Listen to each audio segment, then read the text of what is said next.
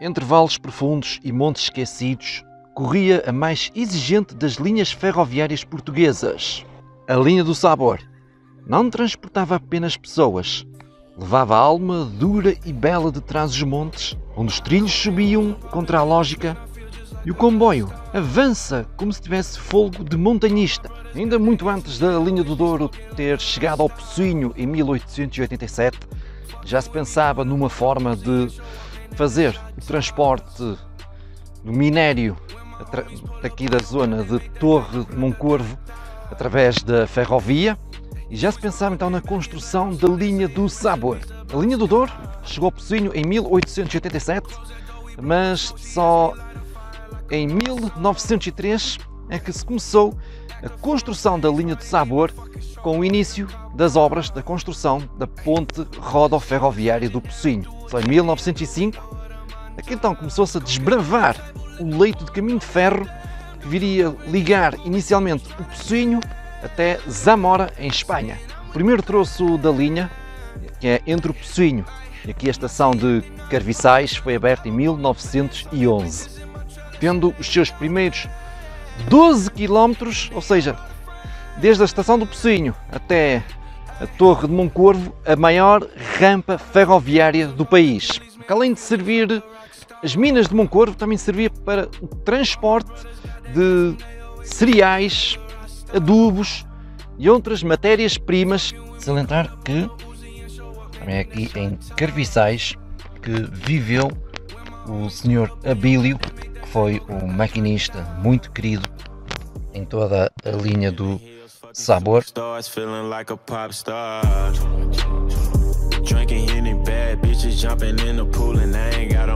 Na encosta que beija o Douro, a linha do Sabor aproxima-se de uma vila chamada Freixo de Espada à Cinta.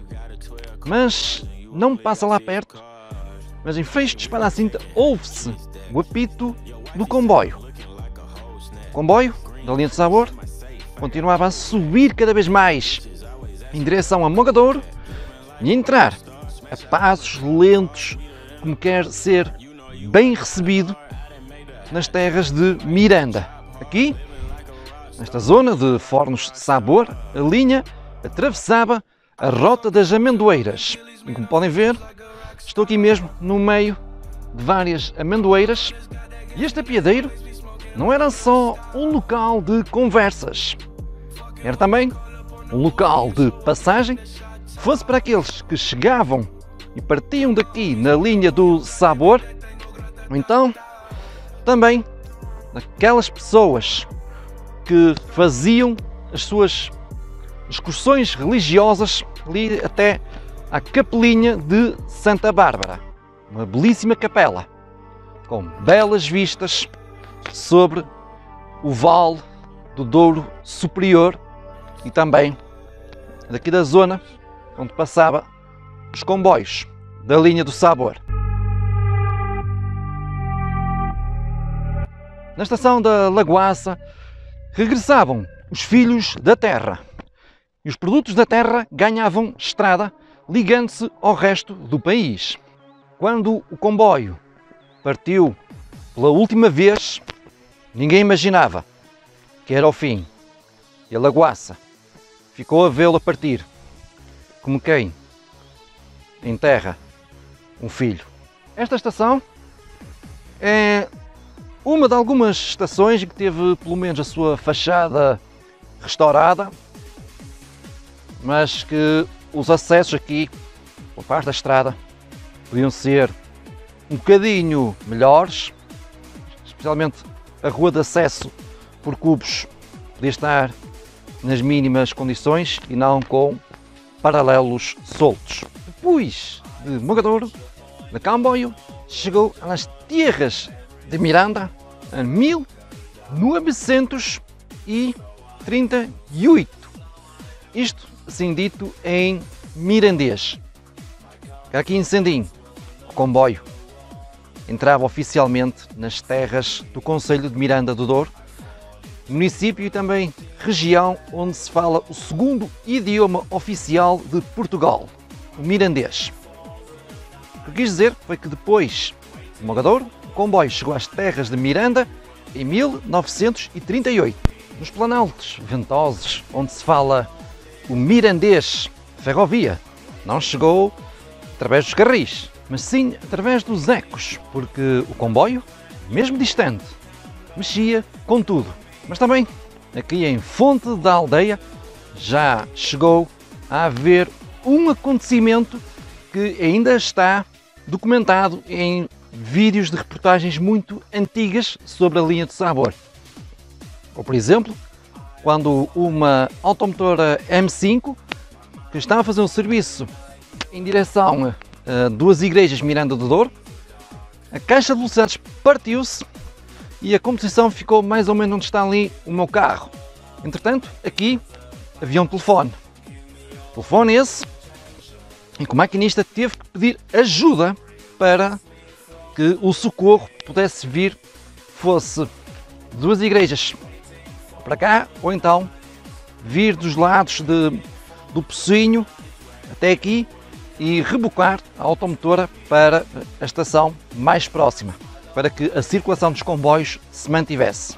E agora isto está tudo ao abandono, que é uma tristeza, especialmente com as belas vistas que temos daqui, a partir daqui para um horizonte em direção ao oceano, as montanhas, os vales, tudo para um grande romantismo com esta paisagem.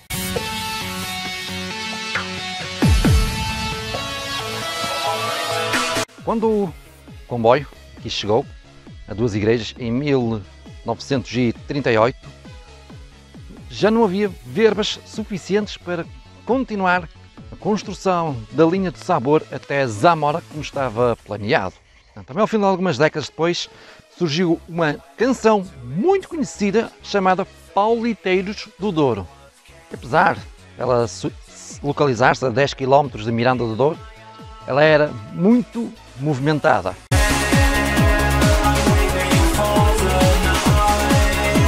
O comboio deixou de apitar em 1988, mais precisamente no dia 2 de agosto de 1988. E posso contar que foi no dia 1 de agosto de 1988, o maquinista Abílio realizou a última viagem de serviço de passageiros entre duas igrejas e o Pocinho.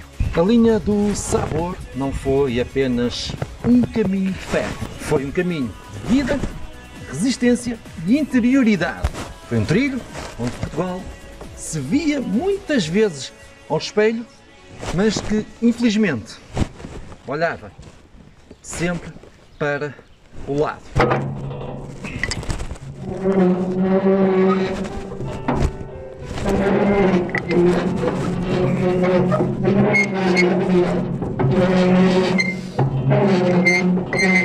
Todas as linhas têm um fim, mas nem todos os fins são esquecidos.